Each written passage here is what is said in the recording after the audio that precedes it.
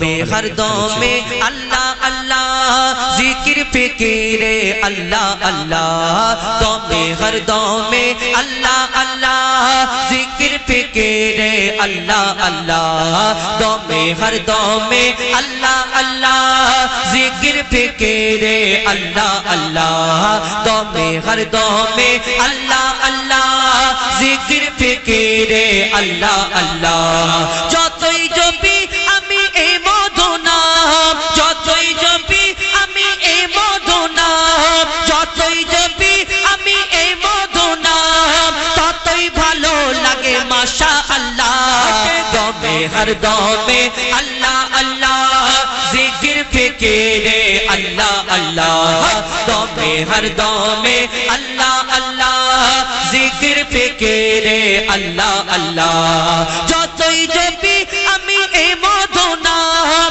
যতই জপি আমি এই মধু নাম যতই জপি আমি এই মধু নাম ততই ভালো লাগে মাশাআল্লাহ দমে হর দমে আল্লাহ আল্লাহ জিকির ফিকিরে আল্লাহ আল্লাহ দমে হর দমে আল্লাহ আল্লাহ জিকির ফিকিরে আল্লাহ আল্লাহ এই নাম জপেছে ওরে যে জন একুল ওকুলে ধন্য সে জন এই নাম জপেছে ওরে যে জন একুল ওকুলে ধন্য সে জন সারা দুনিয়ার কোনায় কোনায় সারা দুনিয়ার কোনায় কোনায় সারা দুনিয়ার কোনায় কোনায় এই নাম শোনা যায় সুবহানাল্লাহ দমে হর দমে আল্লাহ আল্লাহ জিকির ফিকিরে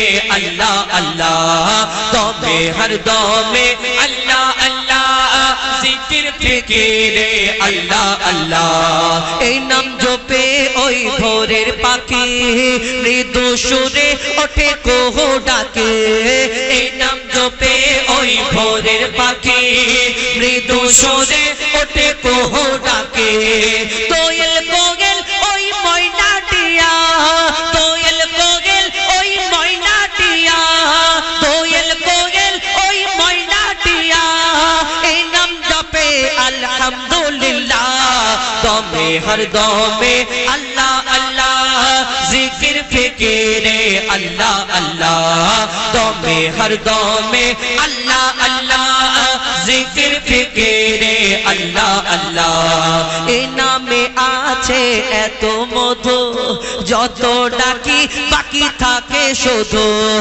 এই নামে আছে এত মধু যত ডাকি বাকি থাকে শুধু মজিবুলের ওই নিরাশ দিলে মজিবুলের ওই নিরাশ দিলে মজিবুলের ওই নিরাশ দিলে এই নামে শান্তি জাযাকাল্লাহ দমে হর দমে আল্লাহ আল্লাহ জিকির ফিকিরে আল্লাহ আল্লাহ দমে হর দমে আল্লাহ আল্লাহ জিকির ফিকিরে আল্লাহ আল্লাহ দমে হর দমে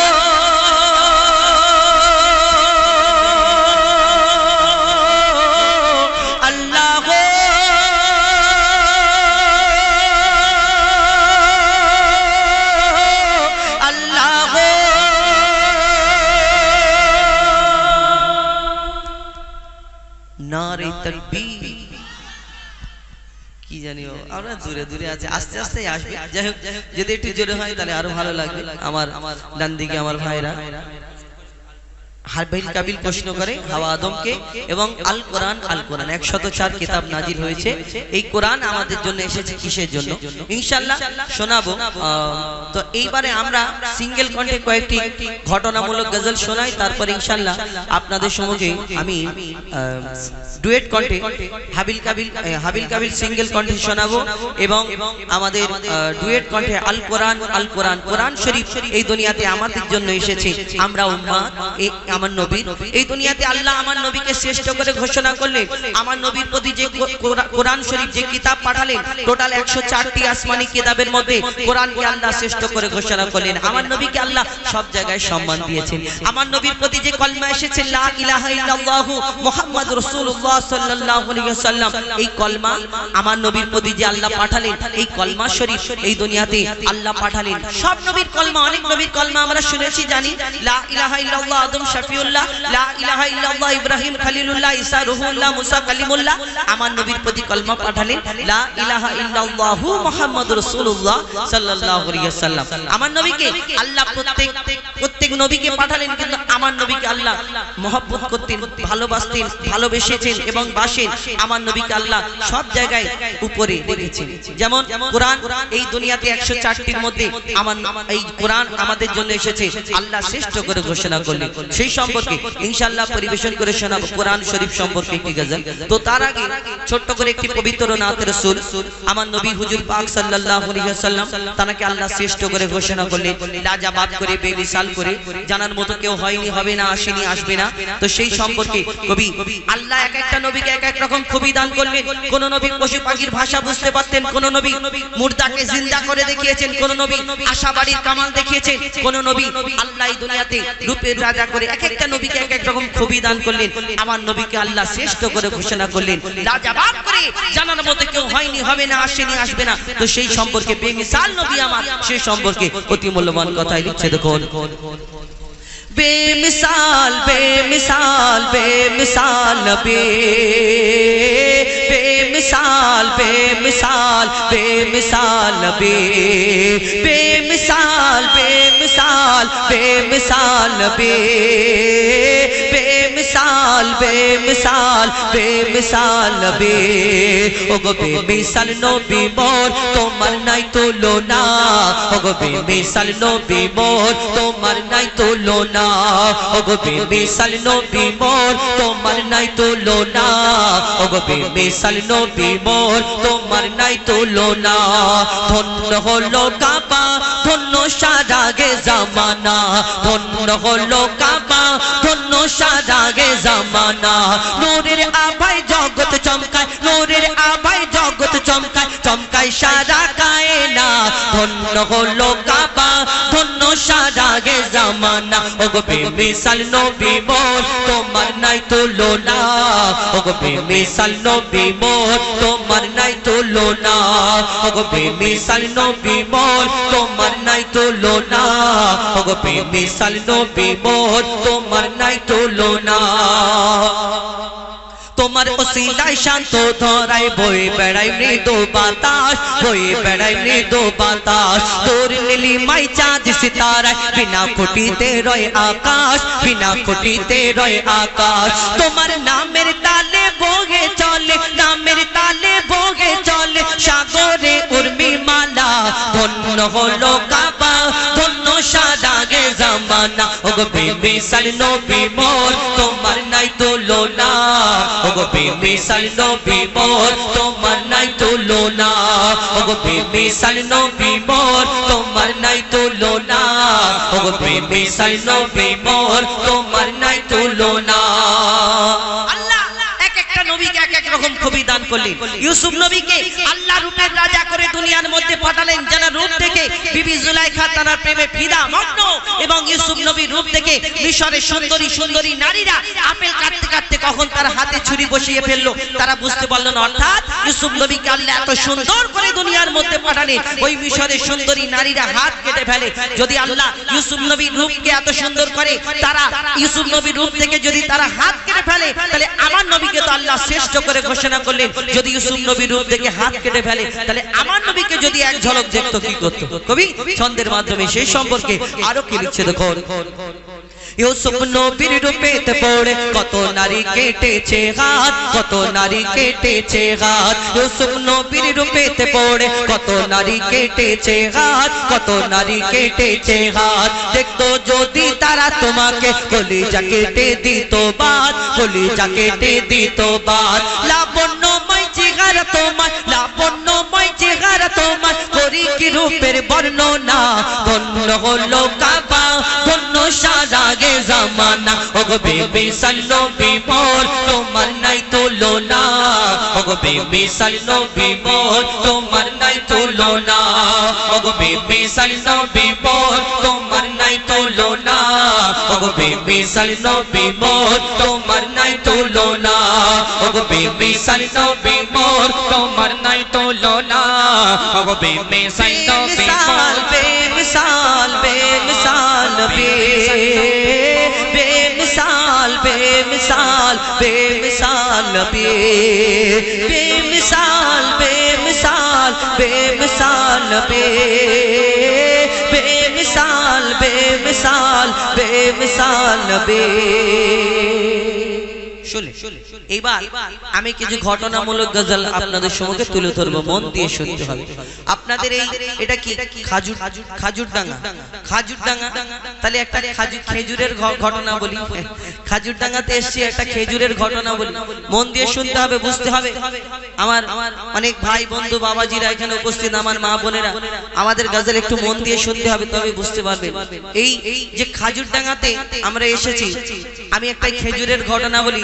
আপনাদের খাজুরডাঙ্গাতে কত কত শো কত হাজার খেজুর গাছ আছে, কোনো ঠিক নেই, তাই তো? অনেক অনেক খেজুর গাছ আছে। তো খেজুর গাছে যদি আপনাদের এই খাজুরডাঙ্গায় যদি যতই খেজুর গাছ থাকুক না কেন, কোনো একটা খেজুর গাছ দেখাতে পারবেন না যে খাজুরডাঙ্গায় খেজুর গাছ আছে, কিন্তু সেই খেজুরের মধ্যে খেজুর, সেই গাছের মধ্যে খেজুর হয়, কিন্তু খেজুরের মধ্যে দানা থাকে না, এরকম কোনো গাছ দেখাতে পারবেন না। এই বিনা দানার খেজুর কোনো গাছের মধ্যে হয় না, হয় না। কিন্তু আপনাদের এই খাজুরডাঙ্গা বাদ দিন, পুরো উত্তর 24 পরগনা, দক্ষিণ 24 পরগনা, পুরো ওয়ার্ল্ড ওয়েস্ট বেঙ্গল খুঁজলে পাবেন না যে একটা খেজুর গাছ আছে, খেজুর গাছের মধ্যে খেজুর হয়, কিন্তু খেজুরের মধ্যে দানা থাকে না। বাবাজি, এরকম হয় আমাদের পশ্চিম বাংলায়, কোনো জায়গায় পাবেন না, ভারতবর্ষেও পাবেন না। আপনি ওই আরবের বুকে যারা হাজী সাহেবগঞ্জ যান, হজ থেকে ফেরার সময় আমাদের জন্য খেজুর আর পানি আনে, আর এই খেজুর আর পানি আনে, আর আমাদের সকল খেজুর খাওয়ার জন্য আমাদের ওই চিন্নি মতন এইরকম আমাদের একটা দুটো করে দেয়। কিন্তু এই হাজী সাহেব যে খেজুর আনে, তার মধ্যে যারা খুব ক্লোজ আত্মীয়, কাছের আত্মীয়, তারা দেখবেন ওই তাদেরকে অনেক রকম খেজুর দেওয়া হয়। গোল খেজুর, পাকা খেজুর, লম্বা খেজুর, শুকনো খেজুর, কালো খেজুর, কাঁচা খেজুর, পাকা খেজুর, তার মধ্যে একটা খেজুর থাকে বিনা দানার খেজুর, হয় কি না? বিনা দানার খেজুর হজ থেকে আনে। তো এই বিনা দানার খেজুর যদি আরবের বুকে এত খেজুর হয়, সব খেজুরের মধ্যে যদি দানা থাকে, এই বিনা দানার খেজুরটা হলো কোথা থেকে? এলো কোথা থেকে? বিনা দানার খেজুর। মন দিয়ে শুনতে হবে। আমার নবীর কাছে, আমার নবীর জামানায় এই ঘটনা ঘটে, আর সেই থেকে এই বিনা দানার খেজুর। আমি ছোটবেলায় ভাবতাম হয়তো এই খেজুর যে বিনা দানার খেজুর হয়তো সরকার থেকে ওই খেজুরের দানা বের করে দেয় খাওয়ার সুবিধা করার জন্য। না, এই বিনা দানার খেজুর গাছ থেকে হয়। মন দিয়ে শুনতে হবে। এই শুধু গজলটা খেজুরের ঘটনা নেই, এরপরে হাবিল কাবিল গাইবো ইনশাআল্লাহ। তো শুধু খেজুরের ঘটনা নেই, অনেক কটা ঘটনা রয়েছে, মন দিয়ে শুনতে হবে।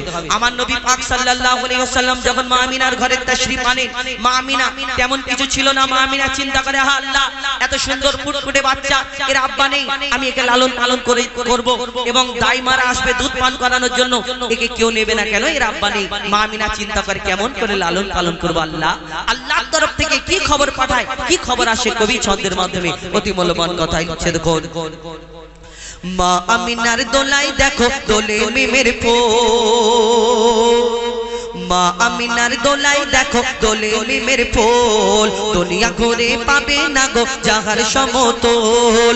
মা আমিনার দোলাই দেখো দোলে মিমের ফুল, দুনিয়া ঘুরে পাবে না গো যাহার সমতল। সে আসার পরে পড়ছে দেখো, আসার পরে পড়ছে দেখো সারা জগৎ কোল, আসার পরে পড়ছে দেখো সারা জগৎ কোল। কি পড়ে?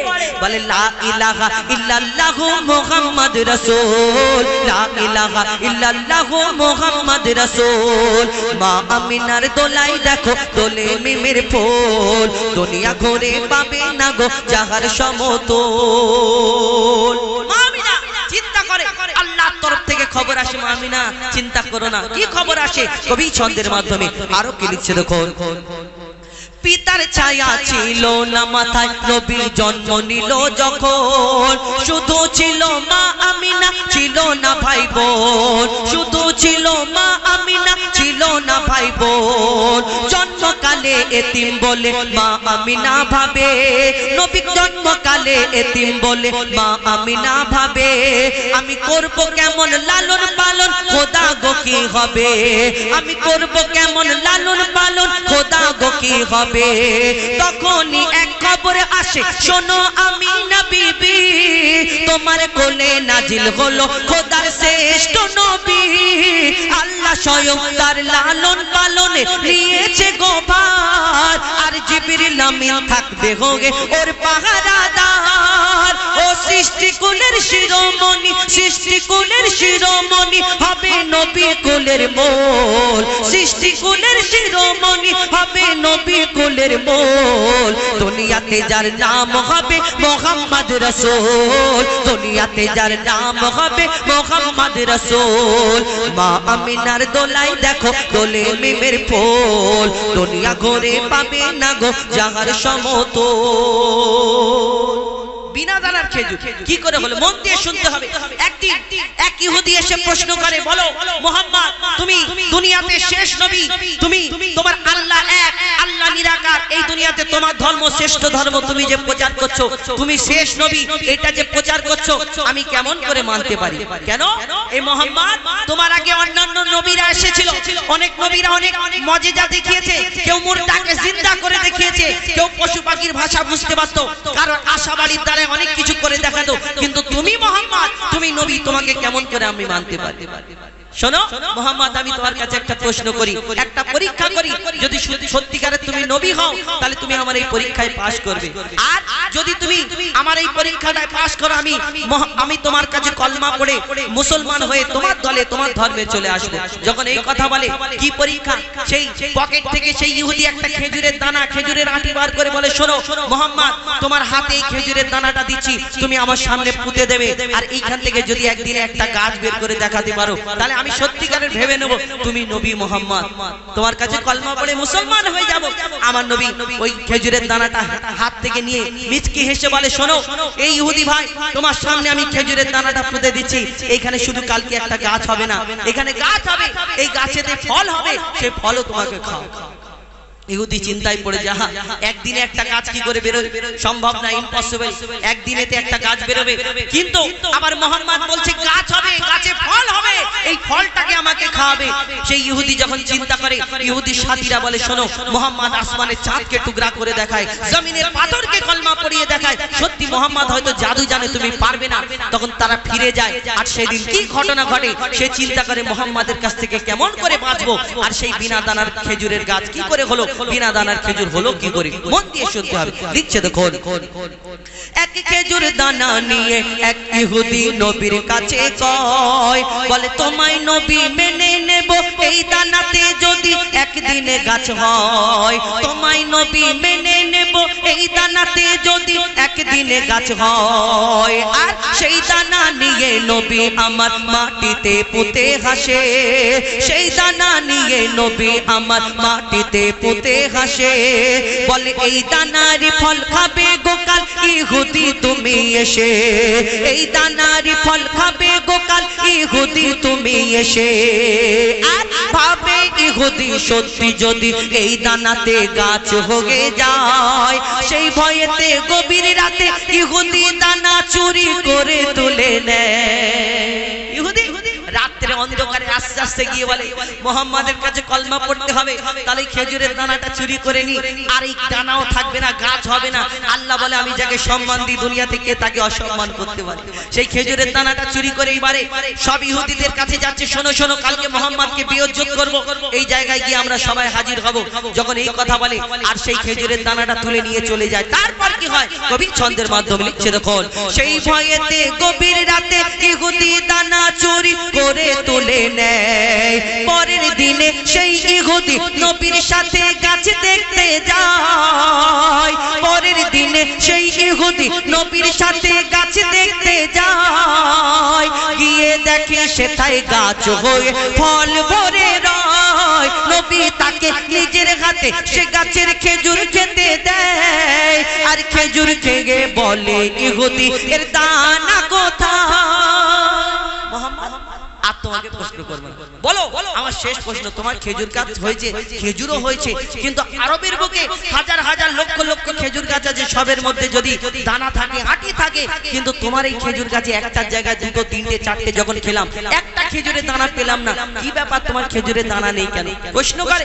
আমার নবী যদি তাকে ডাইরেক্ট বলে মনে কষ্ট হবে, আমার নবী কাউকে কষ্ট দিতেন না। কি উত্তর দেয় কবি ছন্দের মাধ্যমে লিখছে দেখুন, সেই খেজুর খেয়ে বলে ইহুদি এর দানা কোথায়, আর সেই খেজুর খেয়ে বলে ইহুদি এর দানা কোথায়। নবী বলে যে গাছের দানা রাতে চুরি হয়ে যায়, নবী বলে যে গাছের দানা রাতে চুরি হয়ে যায়, সেই বিনা দানার গাছের খেজুরে দানা কি আর হয়?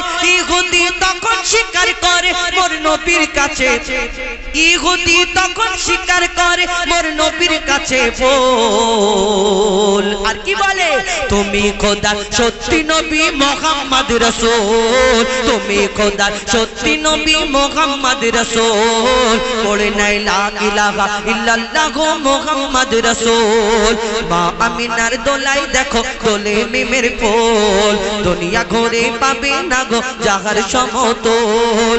মা আমিনার দোলাই দেখো দোলে মিমের ফুল, দুনিয়া ঘুরে পাবে না গো যাহার সমতল। সে আসার পরে পড়ছে দেখো সারা জগৎ কোল, লা ইলাহা ইল্লাল্লাহ মুহাম্মদ রাসূল, লা ইলাহা ইল্লাল্লাহ মুহাম্মদ রাসূল, লা ইলাহা ইল্লাল্লাহ মুহাম্মদ রাসূল।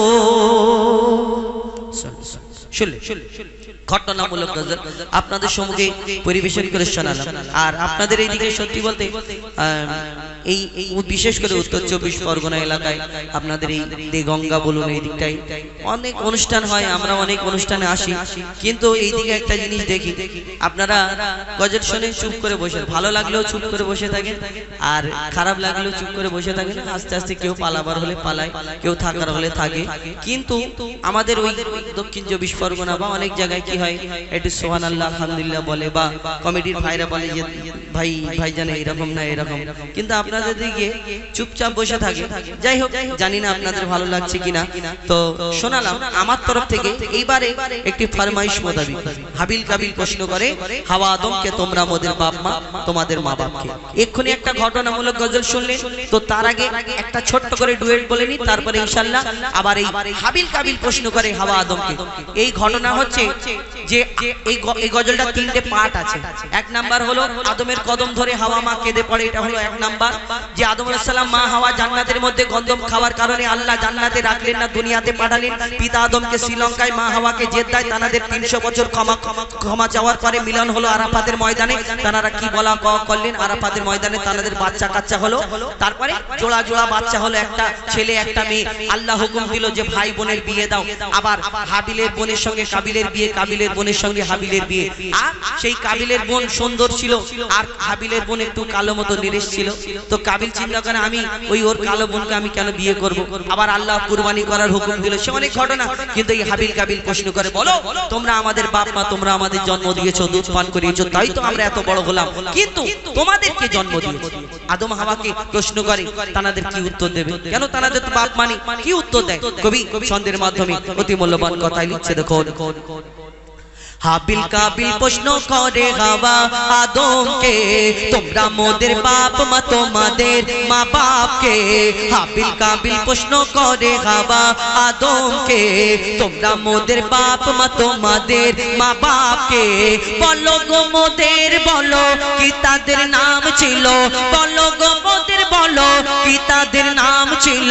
মোদের দাদা দাদি নানা নানি আছে কোথায়? প্রশ্ন শুনে আদম হাওয়া হলো অবাক গো।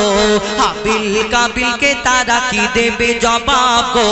দুজনে আল্লাহ বলে সিজদাতে যায় চলে, দুজনে আল্লাহ বলে সিজদাতে যায় চলে। বলে মাসুম ছেলে মোদের কাছে একই জানতে চায়। হাবিল কাবিল প্রশ্ন করে হাওয়া আদমকে, তোমরা মোদের বাপ মা, তোমাদের মা বাপকে। কি উত্তর দেবে? কেন তানাদের বাপ মানে দুনিয়াতে কি উত্তর দেয়? কবি ছন্দের মাধ্যমে আরো কি লিখছে দেখুন। ওই বলছে আদম শোন তোরা শোন, মানব জাতির মাঝে সৃষ্টি আমি প্রথম। মোর পাজিরার হাড়ে খোদা হাওয়াকে গড়ে, আর গন্ধম খেলাম দুনিয়ায় এলাম জান্নাত ছেড়ে। মোদের কেউ জন্ম দেয়নি, মোরা মায়েরই দুধ খাইনি। মোদের কেউ জন্ম দেয়নি, মোরা মায়েরই দুধ খাইনি। পাইনি মোরা মা বাপের ভালোবাসা, মোদের নেই বাপ মা মোরা এতিম দুজনা।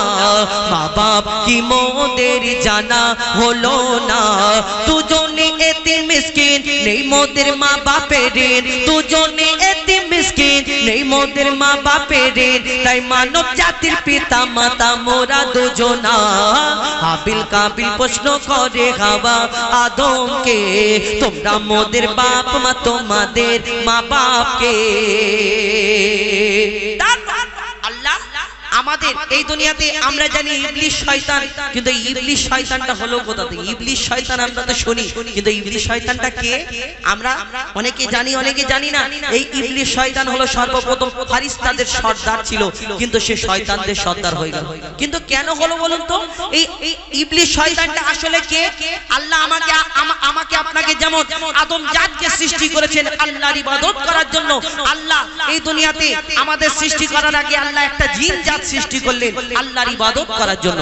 কিন্তু সেই জিন জাত আল্লাহর এত নাফরমানি করতে লাগলো, আল্লাহ ফারিস্তাদের হুকুম দিল ওই জিন জাতটাকে ধ্বংস করে দাও, শেষ করে দাও। আর সেই জিন জাতটাকে যখন ধ্বংস করা হলো, তাদের মধ্যে একটা ছোট্ট বাচ্চা বেঁচে রয়ে গেল।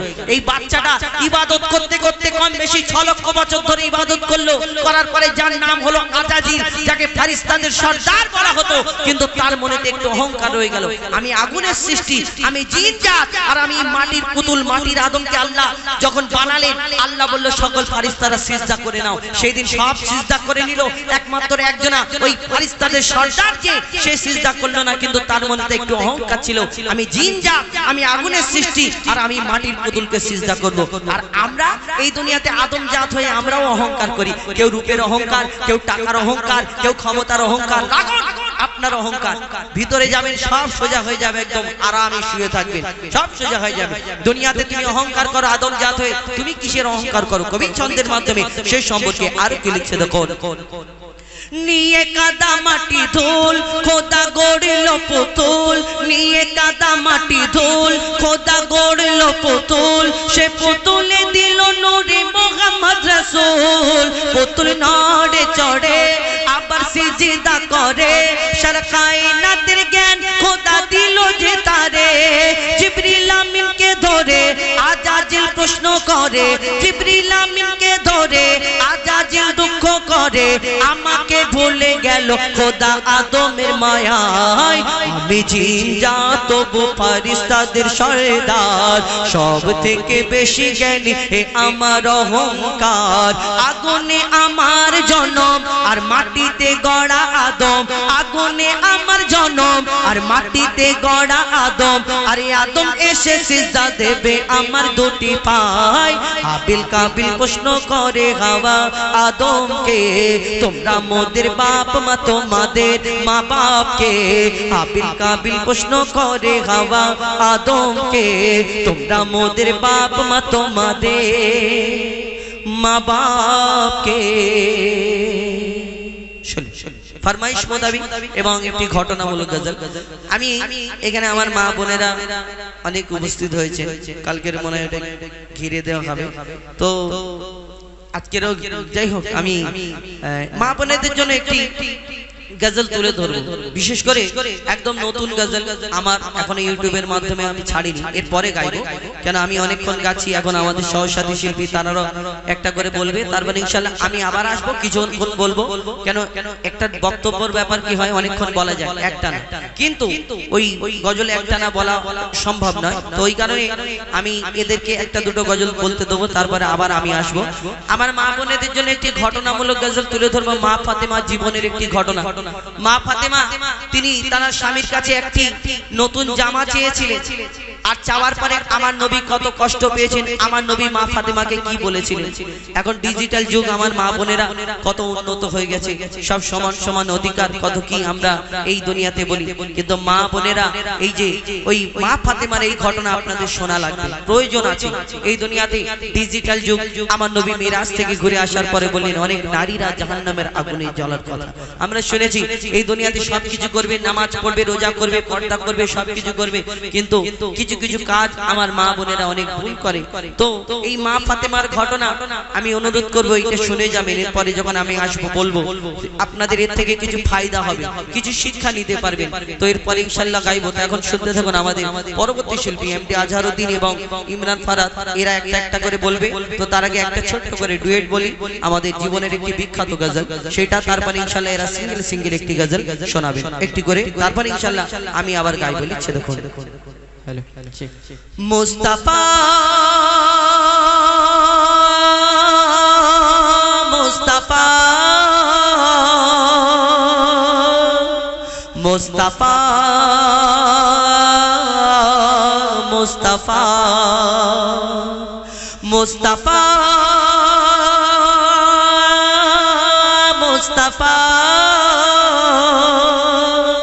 মুস্তাফা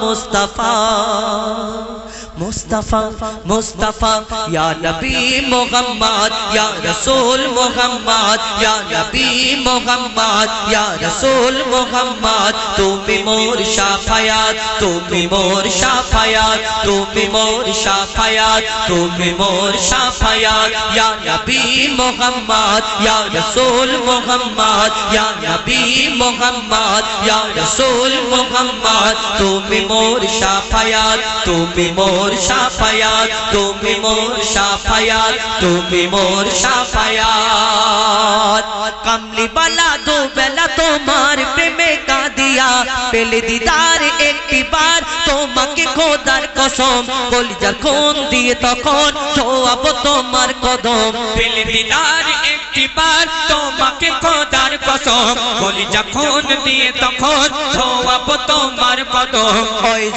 করুনি দেখেনি ভাঙে ইশকে সকল দাঁত ওয়াইজ করুনি দেখেনি ভাঙে ইশকে সকল দাঁত তুমি মোর শাফায়াত তুমি মোর শাফায়াত তুমি মোর শাফায়াত তুমি মোর শাফায়াত ইয়া নবী মুহাম্মদ ইয়া রাসূল মুহাম্মদ ইয়া নবী মুহাম্মদ ইয়া রাসূল মুহাম্মদ তুমি মোর শাফায়াত